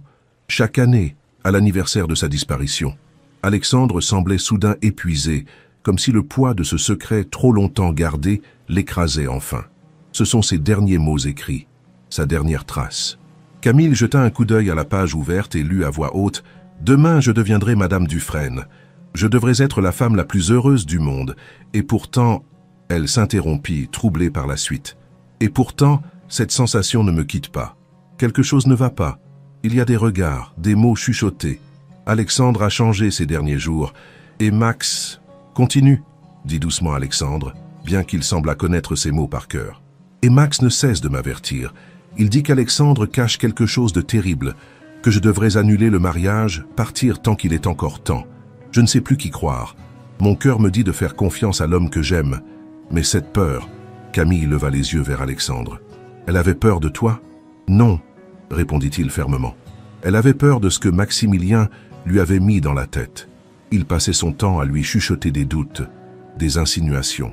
Comme il le fait avec moi maintenant, comprit Camille. Exactement. Alexandre s'approcha du lit, effleurant l'oreiller d'un geste presque révérencieux. La nuit de sa disparition, nous nous étions disputés. À cause de Maximilien, encore une fois. Elle voulait reporter le mariage, prendre du temps pour réfléchir. J'étais furieux, blessé. Je suis allé me coucher dans une autre cabine.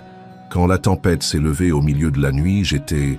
Il s'interrompit, comme incapable de poursuivre. « Tu étais où ?» insista doucement Camille. « Avec Maximilien », admit Alexandre, son visage reflétant une honte ancienne, mais toujours vive. Il était venu me consoler avec une bouteille de whisky. Nous avons bu beaucoup.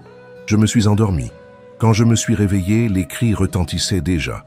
Élise était tombée à l'eau pendant la tempête. Personne ne l'avait vue tomber. Personne ne savait depuis combien de temps elle était dans l'eau.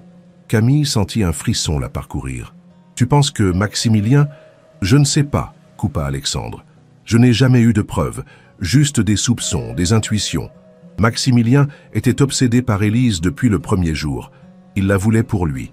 Mais elle m'avait choisi, moi. » Une lueur de l'ancien Alexandre compétitif et possessif traversa son regard. Il n'a jamais supporté de perdre. Alors pourquoi restes-tu ami avec lui?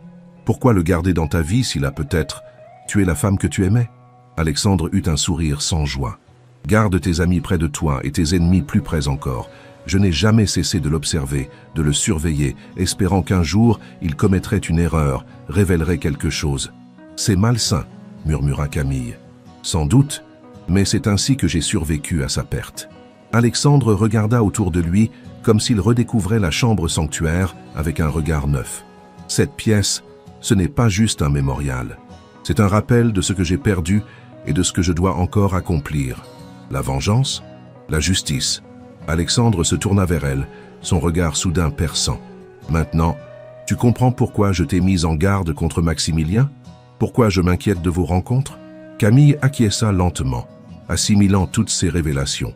Une question restait cependant sans réponse. Et le testament de ton père? La clause matrimoniale? Est-ce vrai aussi? Le visage d'Alexandre se figea, un instant, puis il soupira. Oui, mon père est effectivement mourant, et oui, il a modifié son testament il y a 2 ans, stipulant que je devais être marié pour hériter de la totalité de sa fortune. Pourquoi ne pas me l'avoir dit? Aurais-tu accepté si tu avais su que je t'épousais uniquement pour satisfaire une clause testamentaire? Tu m'as fait croire que c'était pour un pari. Un pari semblait moins calculateur. Alexandre eut un sourire sans joie. Ironiquement, Maximilien a vraiment parié que je ne me marierais pas avant la fin de l'année. Il connaît la clause du testament, bien sûr. Il espérait que je ne trouverais personne, que je perdrais mon héritage. Et que tu serais affaibli, vulnérable, comprit Camille. À sa merci. Exactement. Un silence s'installa entre eux, chargé de toutes ces révélations.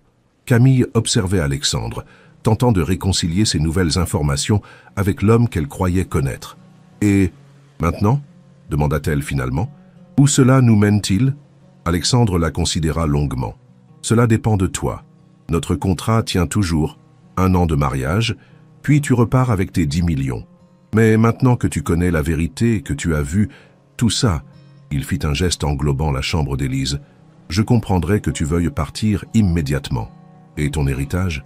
Je trouverai une autre solution. » Camille fut surprise par cette réponse. « Tu renoncerais à des milliards pour me libérer de notre contrat.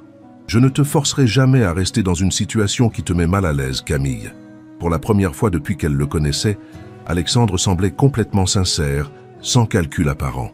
L'argent est remplaçable, la paix d'esprit ne l'est pas. Cette vulnérabilité inattendue toucha Camille, plus qu'elle ne voulait l'admettre. « Je ne sais pas quoi penser de tout ça, » dit-elle honnêtement. « J'ai besoin de temps. » Bien sûr, Alexandre hocha la tête, respectant sa demande. « Prends le temps qu'il te faut. » Ils quittèrent ensemble la chambre d'Élise, Alexandre verrouillant soigneusement la porte derrière eux.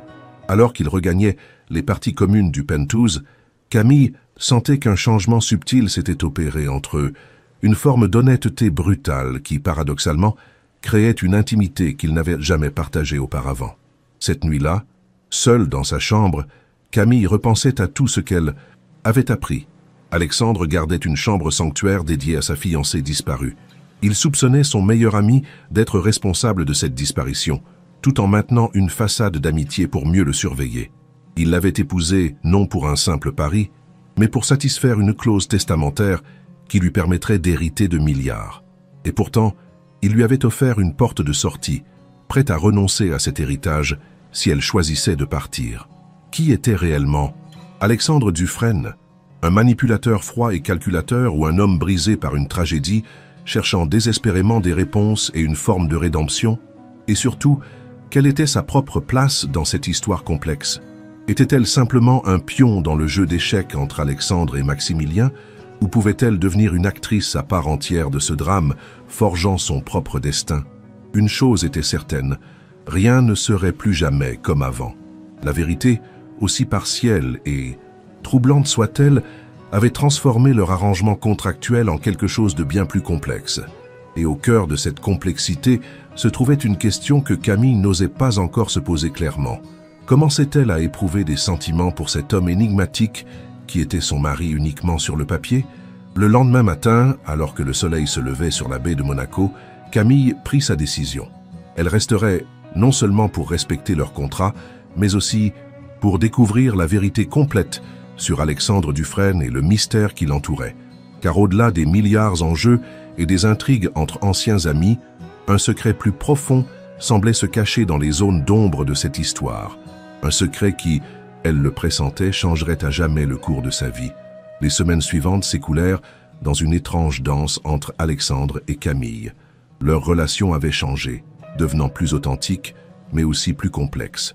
Les masques tombaient progressivement, révélant des facettes inattendues de leur personnalité.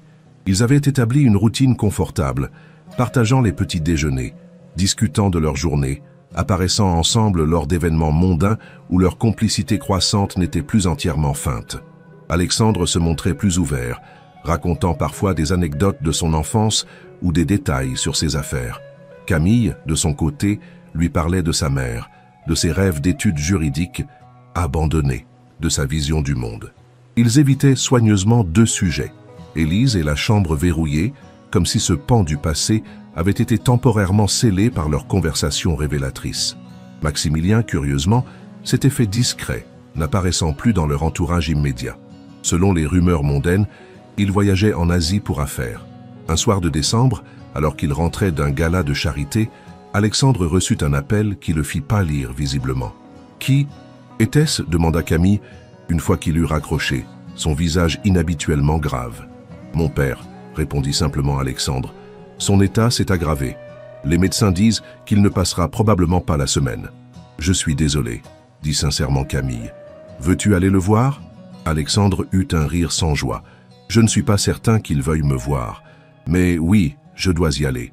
C'est compliqué entre nous, mais il reste mon père. »« Je comprends. » Camille hésita. « Souhaites-tu que je t'accompagne » La question sembla surprendre Alexandre. « Tu voudrais venir » Si tu penses que ma présence pourrait t'aider, oui. Il la considéra longuement, comme s'il la voyait sous un jour nouveau. « Merci, dit-il finalement. J'apprécierai. » Le lendemain, ils prirent la route vers la Bourgogne, où se trouvait le domaine familial des Dufresne. Alexandre conduisait lui-même, chose rare, comme s'il avait besoin de cette activité pour canaliser son anxiété. Pendant le trajet, il parla plus qu'il ne l'avait jamais fait, partageant des fragments de son enfance. « Mon père est un homme difficile, expliqua-t-il alors qu'ils traversèrent la campagne française. Brillant en affaires, mais distant dans sa vie privée. Après la mort de ma mère, il s'est complètement refermé sur lui-même. J'avais 15 ans, j'aurais eu besoin d'un père présent, mais il a préféré s'enterrer dans le travail. C'était peut-être sa façon de gérer le deuil, suggéra doucement Camille. Sans doute, mais en faisant ça, il m'a abandonné au moment où j'avais le plus besoin de lui. Alexandre gardait les yeux fixés sur la route, les mains crispées sur le volant. Notre relation ne s'est jamais vraiment remise de cette période. Et cette clause matrimoniale dans son testament, pourquoi l'avoir ajoutée? Un sourire amer étira les lèvres d'Alexandre. Il a toujours pensé que mon mode de vie était instable. Trop de femmes, pas d'attache. Il disait que je gaspillais mon potentiel dans des relations superficielles. Il jeta un bref regard à Camille. Après ce qui est arrivé à Élise, il était convaincu que je ne me remettrais jamais, que je me complaisais dans une sorte de douleur chronique qui m'empêchait d'avancer. N'avait-il pas un peu raison? Osa demander Camille. Cette chambre que tu gardes? Peut-être, admit Alexandre après un long silence. Mais ce n'était pas à lui de me forcer la main avec cette clause ridicule. Ils arrivèrent au domaine Dufresne en fin d'après-midi, alors que le soleil hivernal commençait déjà à décliner. La propriété était immense, un château du XVIIIe siècle entouré de vignobles à perte de vue, l'une des plus prestigieuses exploitations viticoles de Bourgogne. Un majordome âgé les accueillit avec une formalité teintée d'une familiarité évidente envers Alexandre. « Monsieur Alexandre, » dit-il avec une légère inclinaison de tête, « votre père vous attend dans sa chambre. Son médecin est avec lui. »« Merci, Georges.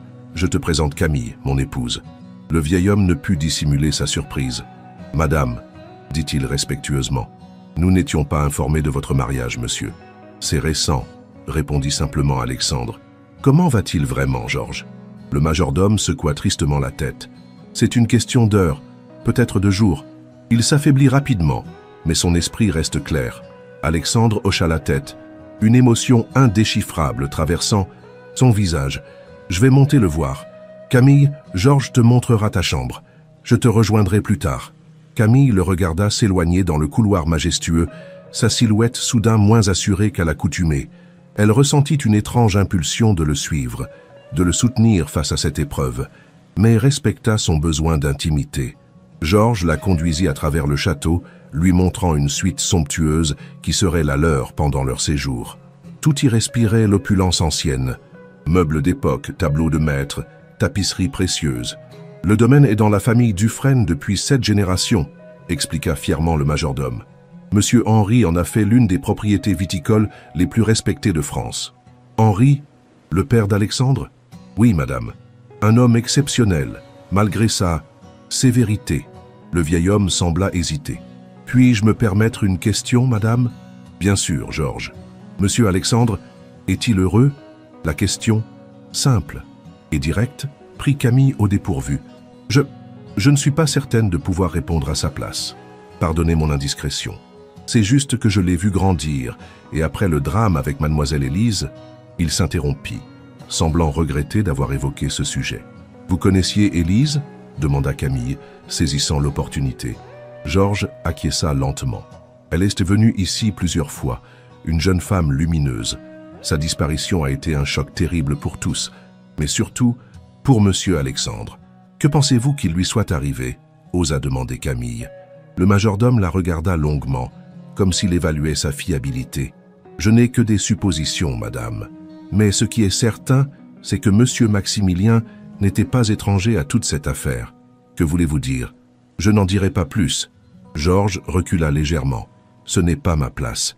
Si vous avez besoin de quoi que ce soit, n'hésitez pas à sonner. » Laissée seule, Camille explora la suite, admirant les détails luxueux qui témoignaient de siècles de richesses accumulées. Sur une commode ancienne, elle remarqua plusieurs cadres photos. Alexandre enfant avec ses parents, Alexandre adolescent recevant un prix d'équitation, Alexandre et son père devant des vignes chargées de raisins. Ces images révélaient un Alexandre qu'elle ne connaissait pas, souriant, insouciant, avant que la vie et ses tragédies ne le transforment en l'homme complexe et tourmenté qu'il était devenu. Plusieurs heures s'écoulèrent avant qu'Alexandre ne revienne. Quand il entra finalement dans la suite, il semblait épuisé, les traits tirés. « Comment va-t-il » demanda doucement Camille. « Mal, très mal. » Alexandre se laissa tomber dans un fauteuil, mais toujours aussi têtu. Même mourant, il trouve la force de me faire la morale. Sur quoi? Sur tout. Mes choix de vie, mes décisions d'affaires, mon obsession pour Élise. Il passa une main fatiguée sur son visage. Il voulait te rencontrer. Moi? S'étonna Camille. Ma mystérieuse épouse dont il n'avait pas entendu parler avant aujourd'hui. Alexandre eut un sourire las. Il est persuadé que je t'ai épousé uniquement pour satisfaire sa clause testamentaire. Ce qui est techniquement vrai, rappela Camille. Techniquement, oui. Alexandre la regarda avec intensité. Mais peut-être plus maintenant. Cette déclaration à demi voilée flotta entre eux, chargée d'implications que ni l'un ni l'autre n'étaient prêts à explorer pleinement. « Je le rencontrerai demain s'il le souhaite toujours », dit finalement Camille. « Merci, cela signifie beaucoup pour moi. » Cette nuit-là, pour la première fois depuis leur mariage, ils dormirent dans le même lit, non par désir, mais par nécessité pratique dans ce château où les apparences devaient être maintenues devant le personnel. Une distance respectable séparait leurs corps, Mais Camille pouvait sentir la chaleur d'Alexandre, entendre sa respiration qui mettait longtemps à s'apaiser dans le sommeil. Au petit matin, un cri les réveilla en sursaut. La gouvernante, bouleversée, leur annonça que M. Henry venait de s'éteindre paisiblement dans son sommeil. Les heures qui suivirent furent un tourbillon d'activités. Médecins constatant le décès, pompes funèbres appelées, notaires convoqués pour la lecture du testament qui aurait lieu après les funérailles. Alexandre gérait tout avec une efficacité mécanique, comme si cette organisation pratique lui permettait de tenir à distance sa propre douleur. Ce n'est que le soir, alors qu'ils se retrouvaient seuls dans leur suite, que le masque se fissura. Alexandre, debout devant la fenêtre, contemplait les vignes plongées dans l'obscurité. « Il est parti sans que j'aie pu lui dire au revoir », murmura-t-il. « Sans que j'aie pu lui dire... » « Lui dire quoi ?» demanda doucement Camille, s'approchant de lui. « Que malgré tout je l'aimais, qu'il était un père imparfait, mais qu'il restait mon père. » Alexandre ferma brièvement les yeux. « Nous sommes tous prisonniers de nos non-dits, Camille, de nos secrets. Ils nous empoisonnent lentement. » La vulnérabilité dans sa voix toucha Camille plus qu'elle ne voulait l'admettre. Dans un geste spontané, elle posa sa main sur son bras, offrant un réconfort silencieux. Alexandre couvrit sa main de la sienne, et ils restèrent ainsi un long moment, contemplant ensemble la nuit. Les funérailles eurent lieu 3 jours plus tard dans le petit cimetière attenant au domaine. Une cérémonie sobre, conformément aux souhaits du défunt, en présence d'une vingtaine de personnes seulement. Famille éloignée, amis proches, employés de longue date. Maximilien brillait par son absence, un fait qui n'échappa pas à Camille. Après l'inhumation, tous se retrouvèrent au château pour un repas. Alexandre, parfait dans son rôle d'héritier digne, recevait les condoléances avec une politesse distante.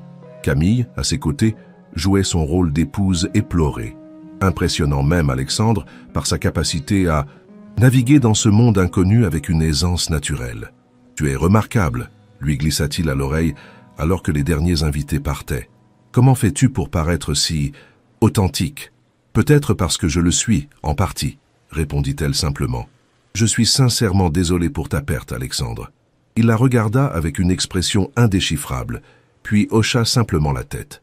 Le lendemain, le notaire arriva pour la lecture du testament. La séance se déroula dans le bureau d'Henri, une pièce imposante aux murs couverts de livres anciens. Seuls Alexandre et Camille étaient présents face au notaire qui déployait les documents avec une lenteur cérémonieuse. « Avant de commencer, » dit le vieil homme, « je dois vous remettre ceci, monsieur Dufresne. Votre père m'a chargé de vous le donner personnellement après son décès. » Il tendit à Alexandre une enveloppe scellée. Ce dernier la prit avec une expression perplexe, puis la glissa dans la poche intérieure de sa veste. « Vous ne l'ouvrez pas maintenant » s'étonna le notaire. « Plus tard » répondit simplement Alexandre. La lecture du testament fut sans surprise. Henri Dufresne laissait l'intégralité de sa fortune à son fils unique, Alexandre, à condition qu'il soit marié au moment du décès, condition qui était désormais remplie. Le domaine viticole, les propriétés immobilières, les participations dans diverses entreprises, les comptes en banque, tout revenait à Alexandre, avec quelques legs mineurs à des œuvres caritatives et aux employés de longue date. Voilà qui est fait, conclut le notaire en refermant son dossier. Toutes mes condoléances, monsieur Dufresne. Votre père était un homme remarquable. Une fois le notaire parti, Alexandre resta silencieux un long moment, fixant le bureau qui était maintenant le sien. « Tu as obtenu ce que tu voulais », dit doucement Camille. « L'héritage est sécurisé. » Alexandre sortit lentement l'enveloppe de sa poche, la contemplant comme si elle contenait quelque chose de dangereux. « Pas encore. Je dois d'abord savoir ce que contient ceci. » Il décacheta l'enveloppe et en sortit une lettre manuscrite ainsi qu'une clé ancienne.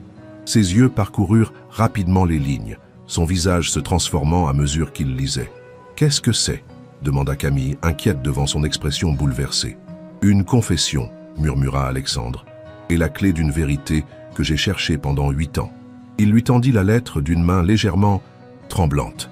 Camille la prit et commença à lire. « Mon fils, si tu lis ces lignes, c'est que je ne suis plus. Il est temps que tu connaisses une vérité que j'ai gardée par lâcheté, par honte et par un amour mal placé pour toi. La nuit où Élise a disparu, j'étais sur le yacht. Tu ne le savais pas, personne ne le savait. J'étais venu incognito, inquiet pour ton avenir, avec cette femme que je jugeais indigne de toi, de notre nom.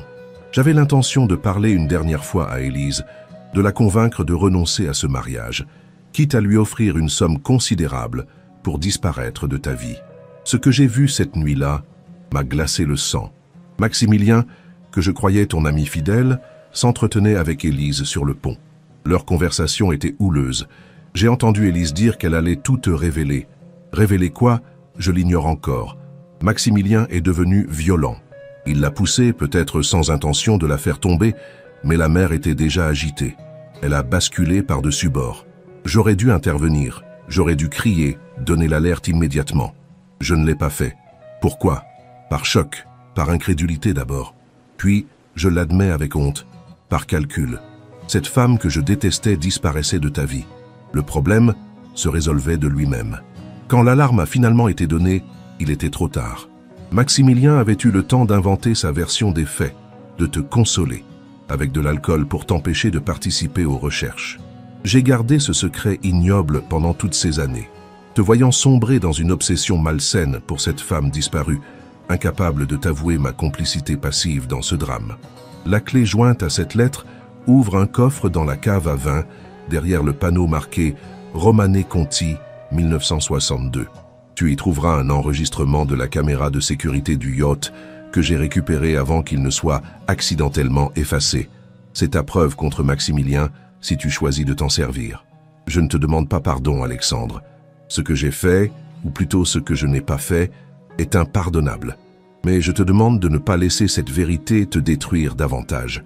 Élise ne reviendra pas, quoi que tu fasses. Il est temps de vivre, mon fils. Ton père qui, malgré ses fautes impardonnables, t'a toujours aimé. Henri. Camille leva des yeux choqués vers Alexandre, qui semblait figé dans une immobilité parfaite. « Alexandre », murmura-t-elle, ne sachant que dire face à cette révélation bouleversante. Sans un mot, il se leva et quitta la pièce d'un pas rapide. Camille le suivit à travers plusieurs couloirs, puis dans un escalier en colimaçon qui descendait vers les caves. Un dédale de couloirs souterrains s'ouvrait devant eux, bordé de casiers à vin soigneusement étiquetés. Alexandre s'arrêta devant un panneau marqué « Romanè Conti 1962 » qu'il fit pivoter pour révéler un petit coffre-fort encastré dans le mur. D'une main qui tremblait légèrement, il y inséra la clé. Le coffre contenait un seul objet, une clé USB ancienne. Alexandre la prit comme s'il s'agissait d'un objet précieux et fragile à la fois. « Après toutes ces années », murmura-t-il. La vérité était là, à portée de main. Ils remontèrent dans le bureau où Alexandre brancha la clé sur son ordinateur portable. La vidéo qui s'afficha était en noir et blanc, de mauvaise qualité, mais suffisamment claire pour distinguer le pont du yacht sous une pluie battante. Élise apparaissait, enveloppée dans un imperméable visiblement agité, puis Maximilien entrait dans le cadre, s'approchant d'elle. Leur conversation était inaudible à cause du bruit de la tempête, mais leur langage corporel indiquait clairement une dispute, intense. Soudain, Élise faisait un geste brusque, comme si elle menaçait de partir. Maximilien la retenait par le bras. Elle se débattait. Puis, en un instant terrible, il la poussait contre la rambarde qui cédait sous son poids. Élise basculait dans les flots déchaînés. Ce qui suivait était peut-être le plus choquant. Maximilien restait immobile quelques secondes, regardant par-dessus bord, puis s'éloignait calmement, sans donner l'alerte, disparaissant de l'image, comme si rien ne s'était passé. « Mon Dieu !» souffla Camille, horrifiée. C'était un meurtre. Alexandre fixait l'écran, le visage pétrifié dans une expression de douleur et de rage mêlée. « Pendant 8 ans, articula-t-il lentement, j'ai joué à l'ami avec l'homme qui a tué la femme que j'aimais. J'ai partagé des repas avec lui, fait des affaires avec lui, l'ai laissé entrer dans ma vie, alors qu'il... » Sa voix se brisa. D'un geste violent, il balaya tout ce qui se trouvait sur le bureau, envoyant voler papiers et objets. « Alexandre, » dit doucement Camille, s'approchant prudemment. « Que vas-tu faire ?» Il la regarda comme s'il la voyait à peine. « Je vais le détruire, comme il m'a détruit. Ce n'est pas la justice, c'est la vengeance. » Quelle différence! Sa voix était glaciale. « La justice te libérera.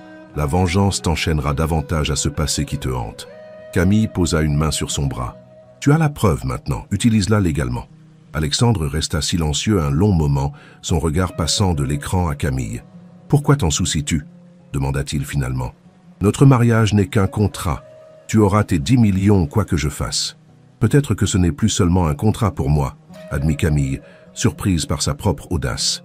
Quelque chose changea dans le regard d'Alexandre, une lueur de surprise, puis de compréhension. « Camille, nous parlerons de ça plus tard, » coupa-t-elle doucement. « Pour l'instant, concentrons-nous sur ce que tu dois faire avec cette information. » Les jours qui suivirent furent intenses. Alexandre, sur les conseils de Camille, remit l'enregistrement à son avocat, qui contacta les autorités. Une enquête fut discrètement rouverte sur la disparition d'Élise, classée jusqu'alors comme un accident. Maximilien, revenu d'Asie, fut interpellé pour interrogatoire. Face aux preuves accablantes, il finit par avouer, non un meurtre prémédité, mais un geste de colère aux conséquences fatales. Selon sa version, Élise avait découvert des malversations financières qu'il avait commises et menaçait de tout révéler à Alexandre. La nouvelle fit sensation dans le cercle fermé de la haute société, mais Alexandre et Camille restèrent isolés au domaine de Bourgogne, protégés de la tempête médiatique par les murs épais du château et la discrétion du personnel. Un soir, alors que l'hiver enveloppait les vignes endormies, d'un manteau de givre, Alexandre demanda à Camille de le rejoindre dans le bureau. « J'ai pris une décision », annonça-t-il lorsqu'elle entra, concernant la chambre d'Élise aux Pentouses. Camille attendit, respectant son besoin de formuler les choses à son rythme. « Je vais la fermer, définitivement. Faire don de ses affaires à des œuvres caritatives, si cela te semble approprié. C'est ta décision, Alexandre, mais je pense que c'est un pas important vers la guérison. » Il acquiesça lentement. « Il y a autre chose dont je voulais te parler. » Il ouvrit un tiroir et en sortit leur contrat de mariage. « Ceci. Notre arrangement, » dit Camille, sentant son cœur s'accélérer inexplicablement. « Oui, je me demandais si tu serais d'accord pour le modifier. »« Comment ?» Alexandre se leva, contournant le bureau pour se rapprocher d'elle. « Ces derniers mois ont été inattendus. Tu es entré dans ma vie comme un élément d'une transaction, et pourtant, encouragea Camille, retenant son souffle. Tu es devenu bien plus. Une partenaire, une confidente, quelqu'un qui m'a aidé à affronter mes démons quand rien ne t'y obligeait. » Il prit ses mains dans les siennes. « Je me demande si, au lieu d'un contrat d'1 an suivi d'un divorce, nous pourrions envisager autre chose. Qu'est-ce que tu proposes exactement ?» demanda Camille, son cœur battant à tout rompre. « Je propose que nous laissions le temps décider, que nous transformions ce mariage de convenance en une exploration, sans garantie, sans contrainte. Juste 2 personnes qui apprennent à se connaître, peut-être à s'aimer. » Camille le contempla, cet homme qui avait tant changé depuis leur première rencontre, moins arrogant, plus vulnérable, plus authentique. « Et les 10 millions ?» demanda-t-elle avec l'ombre d'un sourire. « Ils sont à toi, quoi qu'il arrive. Considère-les comme un très généreux cadeau de mariage. Tu sais que ce n'est pas l'argent qui m'intéresse, n'est-ce pas? Pas maintenant. »« Je commence à le comprendre, » admit Alexandre. « Alors qu'en dis-tu? Veux-tu donner une chance réelle à ce mariage improbable ?» Pour toute réponse, Camille se rapprocha de lui et pour la première fois posa ses lèvres sur les siennes. Un baiser doux, hésitant d'abord, puis plus profond, scellant un nouveau pacte entre eux, non plus basé sur l'argent ou les convenances, mais sur quelque chose de bien plus précieux, la possibilité d'un amour véritable.